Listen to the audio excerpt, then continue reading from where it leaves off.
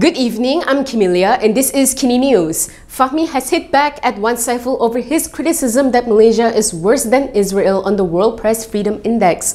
He told Wan Saiful that unlike Israel, we don't kill people and don't shut down any media outlets. Communications Minister Fahmi Fadzil has responded to Bersatu leader Wan Saiful Wan Jan. This is over Wan Saiful's criticism that Malaysia ranked at 107 in the World Press Freedom Index, faring worse than Israel at 101. Wan Saiful had blamed Fahmi for the decline of the ranking after Malaysia dropped 34 places since last year.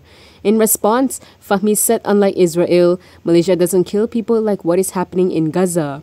He added that they also don't shut down any media outlets like what happened yesterday when Israel shut down and searched Al Jazeera's office. According to Bernama, the minister said while he accepted the press freedom report by Reporters Without Borders in good faith, it should not be regarded as the gold standard. He added that the government will study RSF proposals regarding appropriate measures to improve Malaysia's position in the index and also welcomed their readiness to collaborate with Malaysia.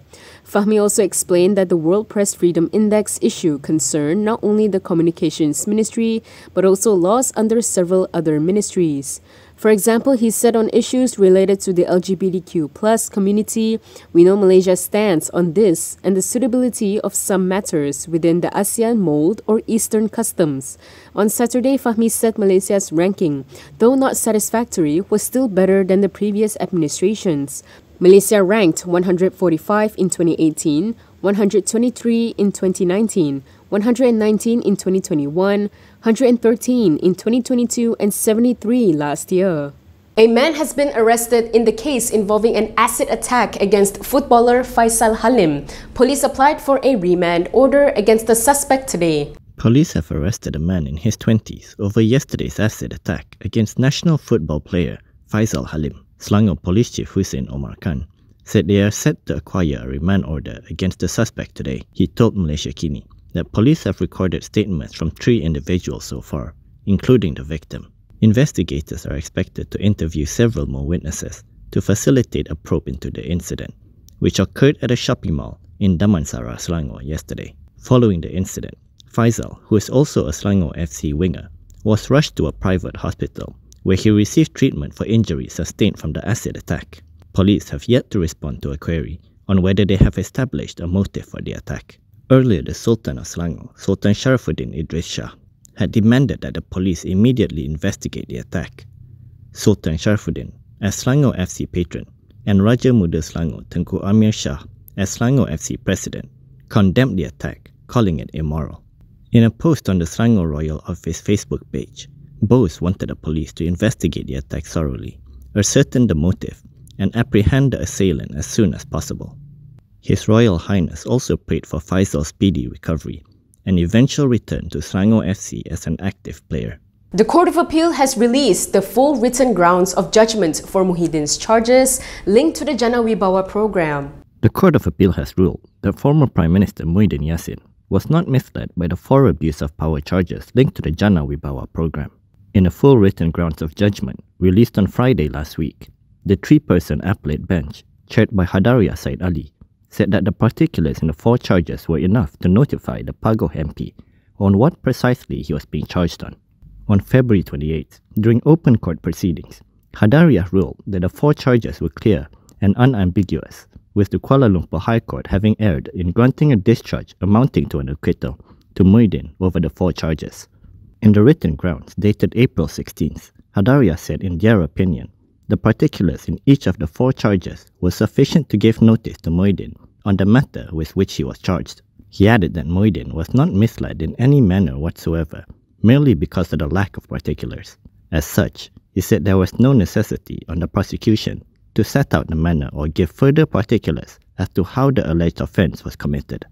Muhyiddin has a pending review application hearing before the Court of Appeal on July 9th for the court to review its decision to quash his full acquittal given by the High Court on August 15th last year. Amiruddin has urged the public not to speculate and to let the police thoroughly investigate the suspects linked to a four-wheel drive vehicle which had displayed an image of the Agong during the by-election campaign on Saturday. Selangor Pakatan Harapan chairperson Amiruddin Shari has urged all parties to give room to the police to investigate two men who allegedly displayed the image of Yandi Pertuan Agong, Sultan Ibrahim Sultan Iskandar, during the Kuala Kubu Baru by-election campaign. Speaking after an event yesterday, he urged the public not to speculate, as it could disrupt the ongoing investigation. The Selangor Menteri Besar called for an investigation to be conducted, saying that perhaps their intentions were different, but their motives must be thoroughly investigated. He was commenting on the issue of a truck bearing portraits of the Yandi Pertuan Agong, the Prime Minister, and Pakatan Harapan's flag being spotted on the campaign trail in Kuala Kubu Baru. Images of the truck, which was also decked out in Johor flags, had circulated on social media.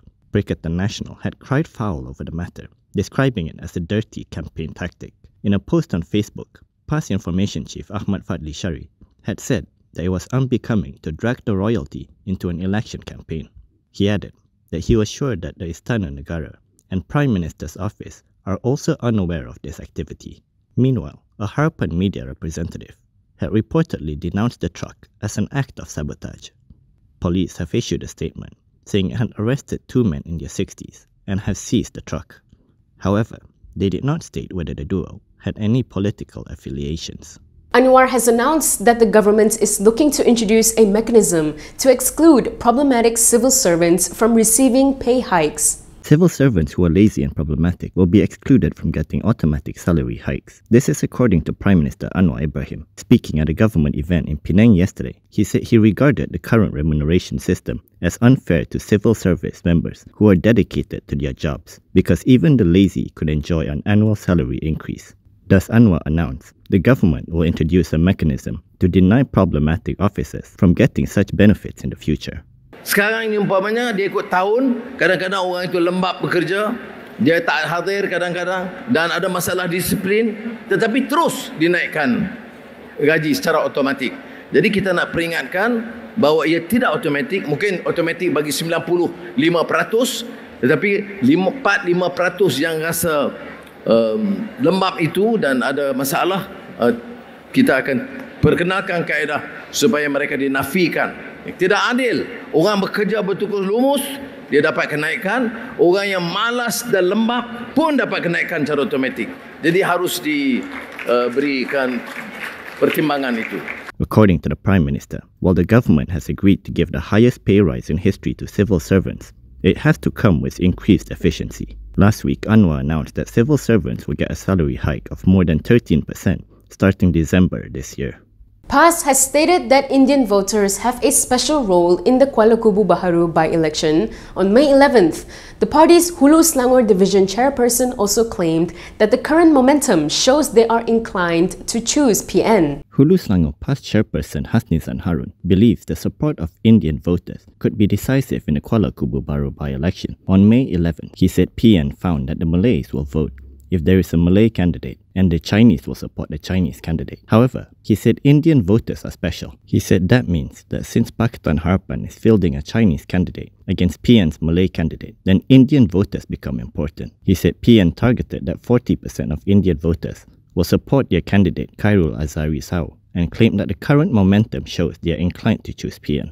He added that maybe they are just saying it, but BN saw that the response is positive. Kuala Kubu Baru is a mixed seat with 46% Malay voters, 30% Chinese, 18% Indian, and 6% others. That is all from me today. For more stories, you can go to KiniTv.com. You can also follow us on Instagram, Twitter, YouTube, and Facebook for the latest news updates. If you'd like to support independent media, do consider subscribing to MalaysiaKini.com.